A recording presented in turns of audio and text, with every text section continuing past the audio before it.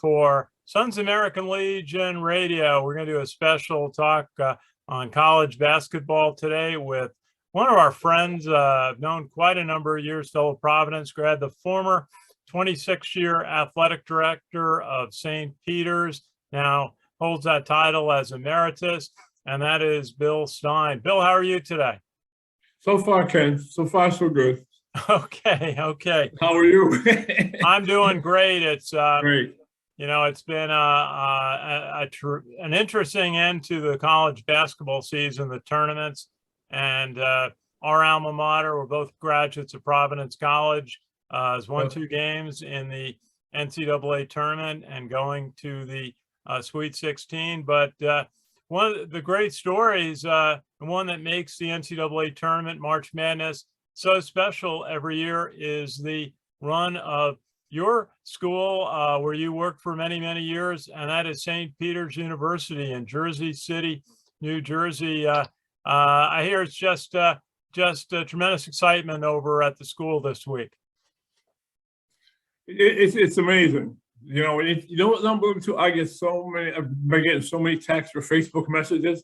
I'm on Facebook. A lot of former students, and everybody is just on it. And the nice thing is, someone said, thank you for all you did. For the athletic department at St. Peter's. But I mean, as far as everybody's there, like, the whole city's behind it now, which is great. So it's the whole community thing, not just St. Peter's University. No, that's good. And, we've seen the impact on schools of success in the NCAA tournament. Saw it at Georgetown, saw it at Providence, other schools. What do you see the impact of this exposure, 2 wins in the NCAA tournament? What do you see as the impact on St. Peter's? Well, it'll bring a lot of people in the community together, plus alumni from out of the area. And I think I remember when Providence won the NIT the first year, applications for enrollment tripled. So that could be the biggest one. I think it happened in other schools too. So that exposure, people never heard of the school probably. No, I think that's a huge impact. Will be enrollment.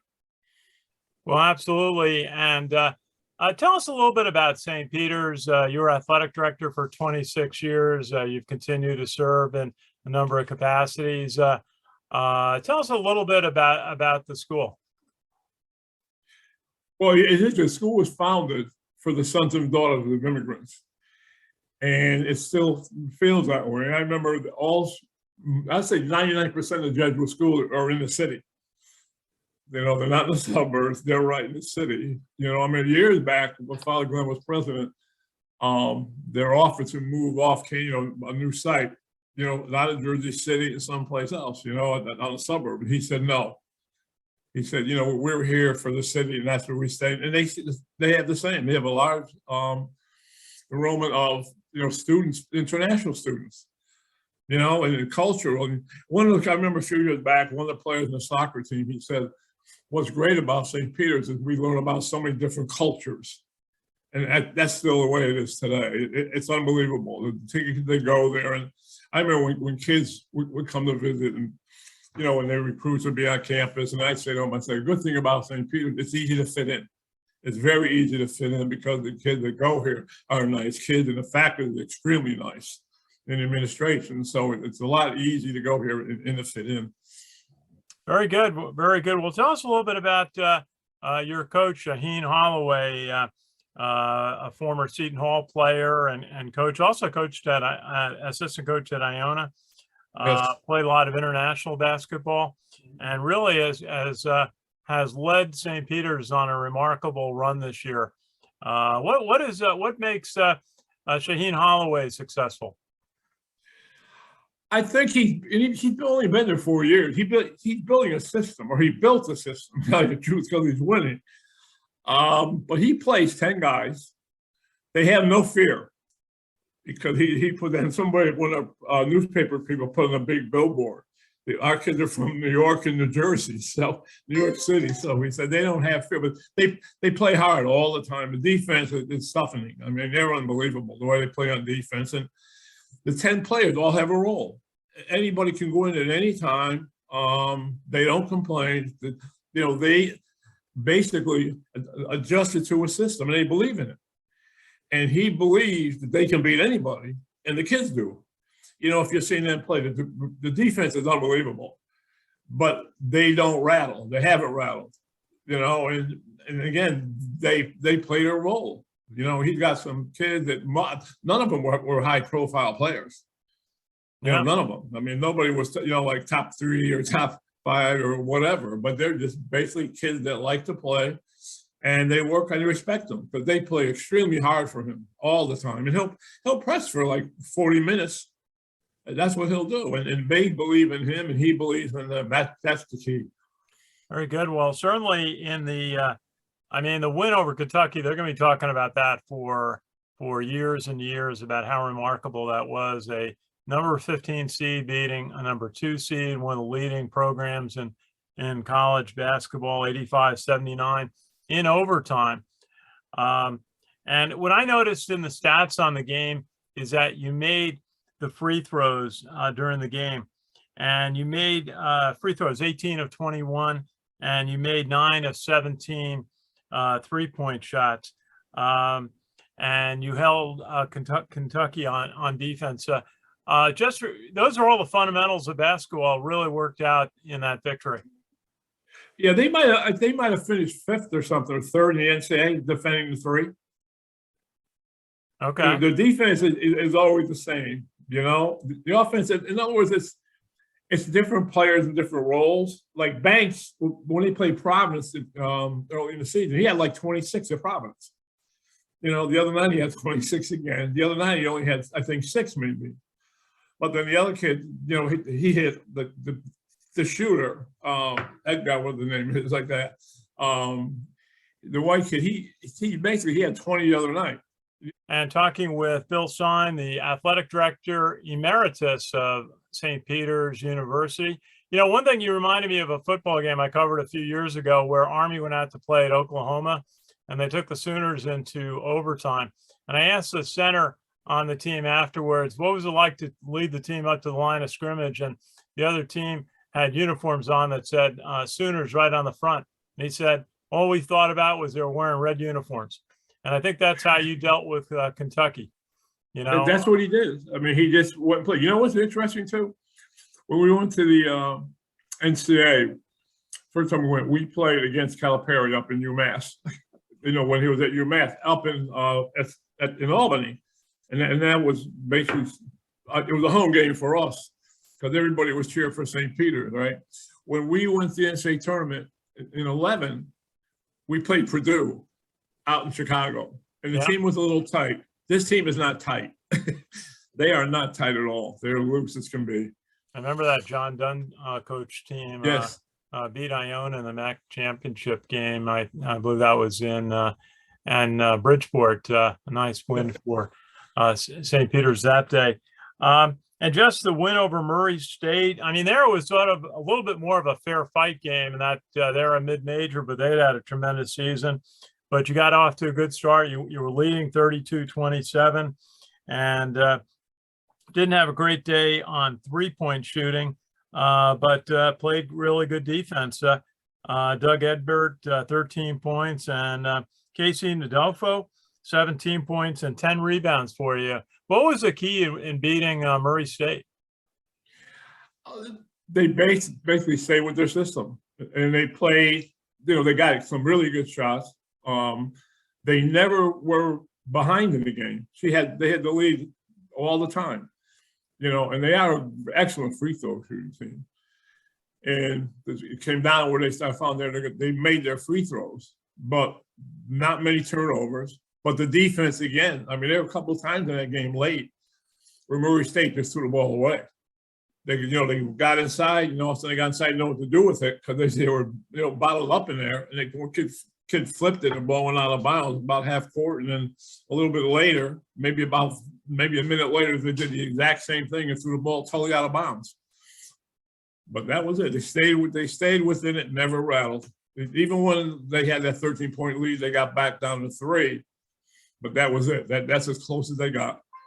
Well, terrific win. We were talking before we started that Saturday night's game was on the CBS television network, Channel 2 in New York, the big CBS, as we sometimes call it in the trade. And Rich Enzer of the Metro Atlantic Athletic Conference sent out a note that nearly 5 million people were watching that game Saturday night. What exposure for your school, on the real big stage, and how well your team handled the situation? Yeah, it's the coach. They play like him. Exactly how he played all his life, and they had that confidence, and he instilled the confidence in those players, every one of them. Whether you go in, I was telling you earlier, I mentioned that he plays 10 guys. You look at the minutes, not many people play more than 20-something minutes, but the confidence they have, and they're, in other words, it's a situation where they're not pressured. They're comfortable shooting it, and they're just saying, like the kid Edgar or whatever, has a green light. But when he can shoot it, he's unbelievable. He's had games where he's gone over 8 too. So yeah, but they still have confidence in their ability to score.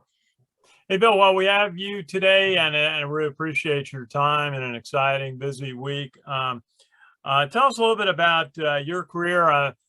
Started at Providence College, mecca of a lot of coaches, as we've seen, playing with some great Providence teams that won an NIT back in the early 1960s, and some great teammates that you had. Tell us a little bit about playing basketball at Providence.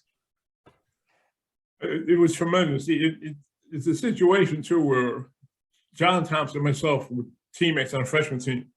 He last collected the ball one night for 52, and that's probably how I got to Georgetown. But he and I ended up having a bond. And, we were very good friends, like 66 years, and we stayed in touch all the time. But the team was like that. For me, it was great, because I went up there and ended up getting I was baseball and basketball scholarship. I was tuition, like both of them. So I played both sports up there. But it's the same thing. You're at a small school, you know everybody there, and you basically play hard. The teammates like Ray Flynn, Vinny Ersford, who was from Jersey, Jimmy Hadnot, he was from California, But to me, it was great. I really enjoyed it up there, and like even out of that, a lot of jobs I got were from Providence College alumni. And I remember I was volunteering at a grammar school, and they won the city championship. And it was at Lasseter Seminary there, and there were plaques out there. And then that job opened up, and the priest said, "Well, you play for Joe Mulaney. You must know something." So he hired me, and I was there. And all of a sudden, I was at a high school game, and the director of curriculum for the state, he said, "Bill, I'm director of curriculum for the state of Connecticut. The job's open at Eli Whitney." So basically, I got the job at Eli Whitney down in Hamden, Connecticut.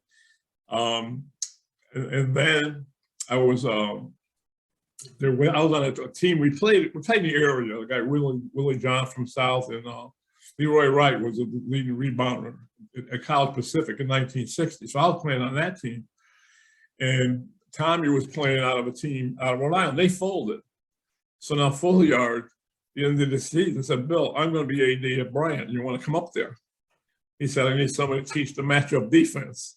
So I went with Tommy. So I was at Bryant for 4 years, and then I got a phone call, and John Thompson said, "Bill, I'm in Rhode Island." He said, "You want to go to lunch?" I said, "Yeah." So we go to lunch, and he goes, "Well, I'm taking over Georgetown." He said, "Would you like to come with me?" So I said, "What's their record?" He said, 3-23. I said, "Shoot, we can't do worse than that, John." So that's how we ended up out of Georgetown, with John. But Providence was good because you're still in touch with them. I go back to my alumni. Once I stopped coaching, then I went back to alumni, and it's like the alumni weekends. So I've been to my 55th. So we're talking the other day about maybe going to the 60th, but I don't know. Great. That's going to be tough.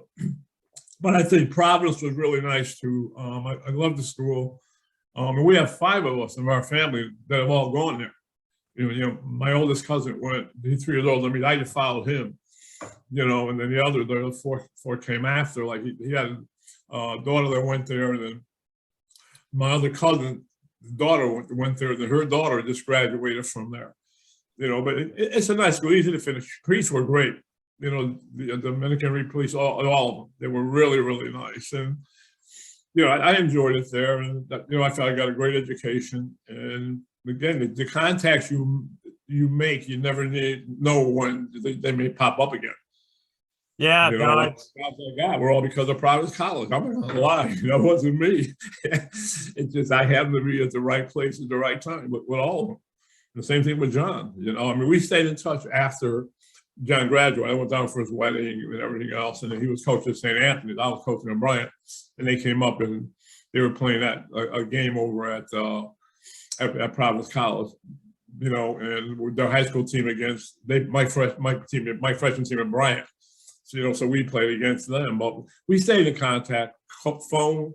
Well, once the text come in, they're mostly text, And I'll tell you the amazing thing, though, when it goes back, when John passed away, I never knew he was sick. And, most time with Pat, I text Pat back and forth. If he wins, I say, good game, like I do with Shaheen, too. If they lose, I don't say anything. I move on, But I got a phone call from John. Had to be 2 weeks before he passed away, which is amazing. And, I didn't know he was sick. I had no idea he was sick. And so he wanted to know about our Providence teammates. He asked me, like who was this, how was this, or whatever, right? And a couple of names, we double checked on and everything like that. And I had no idea that I thought he was calling me for his book when the autobiography came out, right? So I thought he was calling me about that. And probably about a couple of days later, I sent Pat a text. I said, how's Coach doing? I said, he seemed tired. And he said, he's not well. Then the next thing I knew, his son Ronnie sent me a text that he passed away, which I never knew it. Even when I spoke to Jesse Washington, who wrote the autobiography, he'd say, John, I've been sick for a while.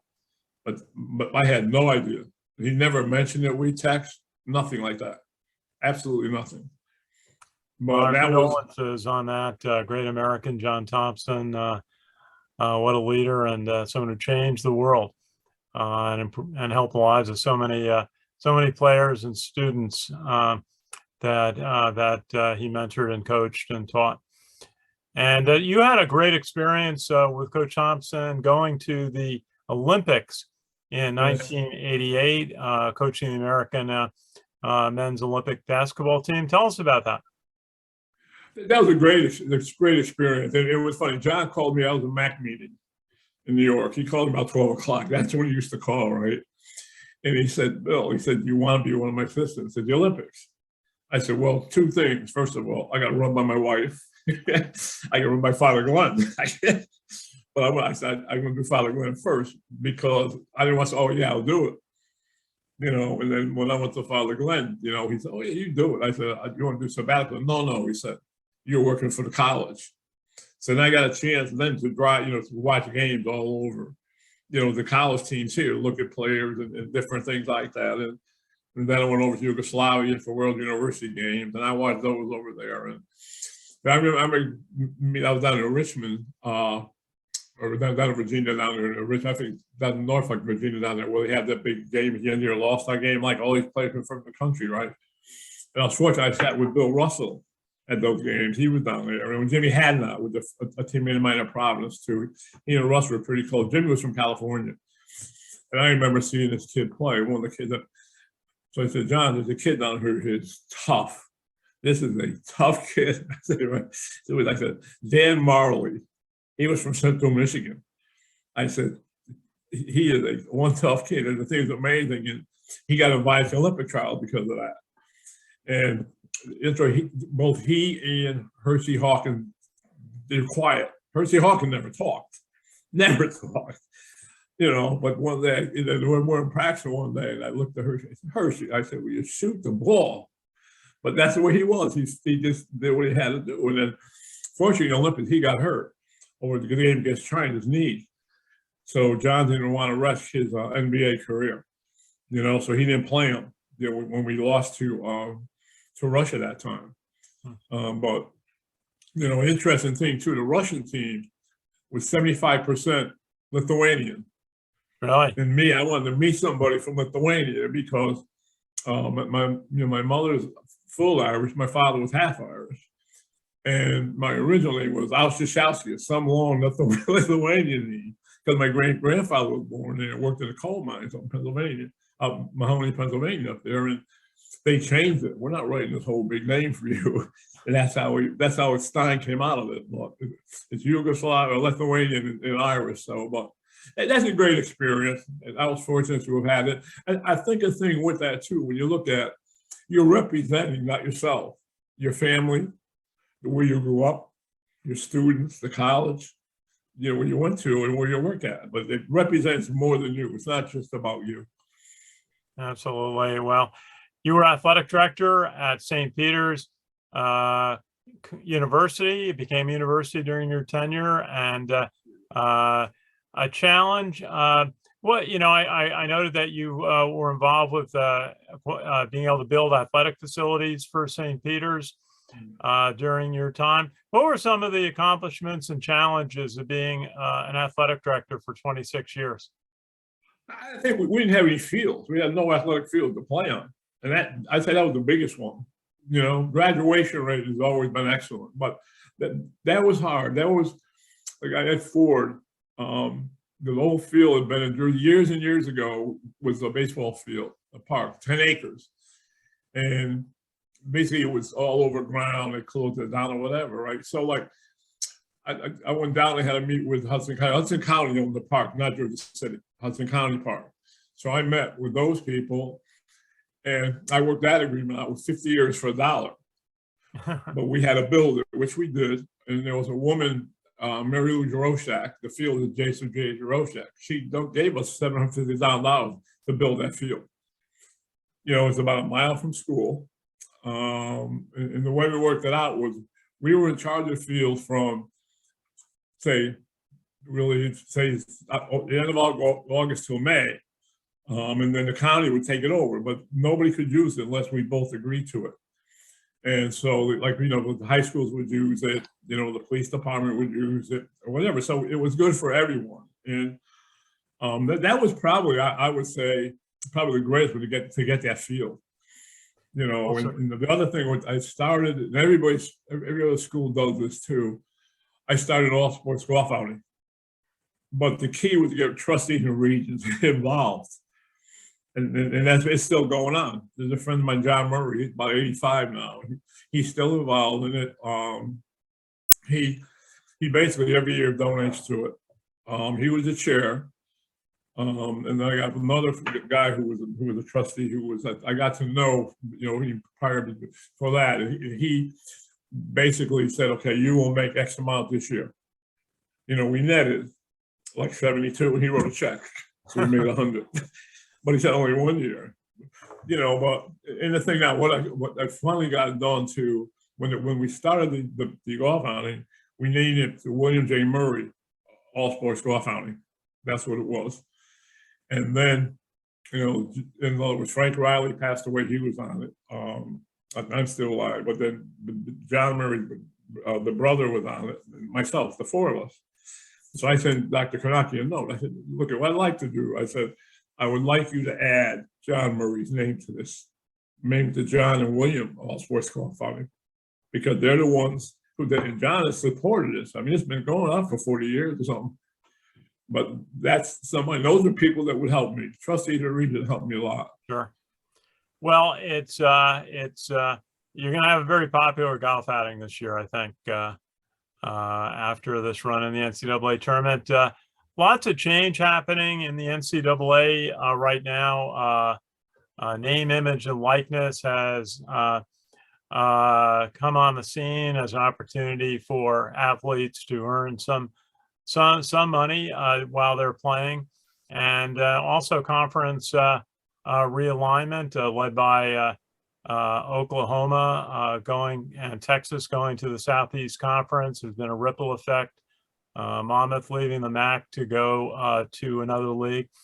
What do you see? What are some of the things that stand out in what's happening with the NCAA and college sports right now? I do not like the transfer portal at all. I mean, how can you build a program where some other school through some agent or some AAU guy, right, gets in some kids' ear, leave there, go here, right? You can't build a program. All it's going to do is get a couple people to cheat. That's my thing. I look back at Georgetown like this year with Pat, and I'm close with Patrick, and his center, he didn't have a big man. He went to Maryland. Like, for what reason? That doesn't make sense to me. And I watched Maryland play this year, and only to see how he was playing. He's a 6'10" kid playing 20 feet from the basket, setting screens and rolling, and never seeing the ball back. The only points he scored were on rebounds. Yeah. That's offensive rebounds. That's it. He didn't get the ball.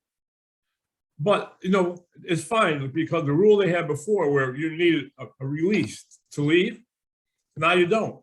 But fine, so in other words, now if you release, you still should sit out a year. You release wherever you want to go, but you shouldn't be able to go and play right away. I was looking at one of the kids from, I think he came in from Arizona or someplace. He's like the second best player. But that, for them, God, they're doing it, but they're just going to pick and choose who they need and getting some kids there, an agent or AAU guy, or maybe sometime a high school coach after. Well, my kid should be getting the ball more. He should be doing this. A time for you to leave and go some other place. St. Peter's lost a player, or he was a rookie of the year. Shaheen was there, and he transferred to Oregon. He was the MAC rookie of the year. He was there when he didn't playing. He's a Hofstra, I think. So they go away, and the grass isn't greener. They think it is sometime, but it's not. But that's the thing. I don't like that at all. I just think it allows for people to do things illegal to get kids. Sure. And name, image, likeness was thought to be a big factor, perhaps more at the bigger schools. But is that something that you see having an impact, or just a change that's being adjusted to? I think it's going to hurt the entire program. It's going to hurt all college basketball. I definitely feel that way. Even if you look at Siena, their best player just left for Penn State. That was their best player. And it's like no loyalty to the coach who brought you there. Absolutely none. Like I feel for Pat, because that's special with me, but I mean, he worked that big kid. That kid worked hard. They were good. They won the Big East Championship. He lost two other guys too. One went NBA, and the other went to Europe, which is fine. But he had no inside presence whatsoever at all this year. None. Well, certainly coaches and programs recruit, takes years, finally get a player to a campus, and takes a year or two to adjust and really to start excelling. And then leaving is very frustrating for teams that lose players. Also, you lose the continuity in education in a program that the player is studying. And one of the other factors, the conference realignment, we see it in football, with what Oklahoma and Texas decided to do, going to the Southeast Conference, and it has caused teams in the America Conference to go to the Big 12 and others to go to the America Conference. And Monmouth left the MAC partly because of its football program and scheduling. What do you see happening there? Is it just more of the television money is going to go to the Power 5 football programs? I agree with that. It's all about money. It's all about money. Even with the NCAA Championship, it doesn't make sense to me. You got to play a game at 10 o'clock at night. It's all the money. It's all about money. Now you get to get tickets for the tournaments. Now you have to go through Ticketmaster. You got to get them, and now they're paper, which I can't believe it. You have to get like a little paper. I'm waiting for an email for my tickets. You know what I'm saying? Yeah, now it's electronic. You get an electronic ticket, and your cell phone still got power. Yeah. But I guess one other point I noted in the papers after the win over Kentucky was comparing the athletic budget of St. Peter's to the salary of John Calipari at Kentucky was pretty similar. Is there a way for the revenue in college sports to be perhaps more equitably shared, or are those days kind of in the past? They won't. They'll never do it. They will never do it. Wasn't there a thing a while ago too, where when the football teams were in the Big East, some of them, they didn't share football money. That stayed with the school. Yeah. Like I say, Syracuse, for example, right? They didn't share with the other Big East schools. It was only the football playing schools that shared that money. Yeah. You can correct me on that. I'm pretty sure that was the rule. That probably still is now. Yeah, and certainly the money in college football is immense for the top programs, but it's not so much when you get below to the other leagues, where the cost of fielding a football team or a basketball team is really very comparable. Well, we're having a chance to talk with Bill Stein, who is the St. Peter's University Emeritus, athletic director, 26 years, athletic director at St. Peter's, and assistant coach at Georgetown to John Thompson and the Olympic team, and then also a player at Providence College, was on NIT winning championship team. And Bill, great to talk with you. Now, this weekend on Friday night, you'll be down just in Philadelphia, Wells Fargo Center, a 7:00 game, where you will be playing Purdue of the Big Ten, 29-7, coached by Matt Painter. Tell us a little bit about what St. Peter's has to do to be competitive and have a chance in this game. Play within themselves, what they've been doing. Don't try to do more than you can do. Stay within coach's system. That's the bottom line. And play they play hard for 40 minutes. So you're going to play hard for 40, and you got to play the defense you've been playing all year long, in your face, rotate people, wear people down. That's what they do. They do it extremely well. And the other thing too is, like, you basically your shot. They get good shots. They don't force them. They usually don't force the shots. They get good. The kid is really playing well for them at the big kid. Blocking shots, incredible. But the defense, it's all defense. And they all know their role, and they do it. That's what's fun to watch. Well, you're going to have a national television audience following that game down in Philadelphia against Purdue, 7:00 on Friday night. And it's going to be fun to watch, and great to see St. Peter's have a chance on the big stage of the NCAA tournament. Bill, great to talk with you, and really best wishes and congratulations to everybody at St. Peter's University. Okay, thank you, Ken. Appreciate it. Good to see you. And this is Ken Kraetzer for Sons of the American Legion Radio. Thank you for watching.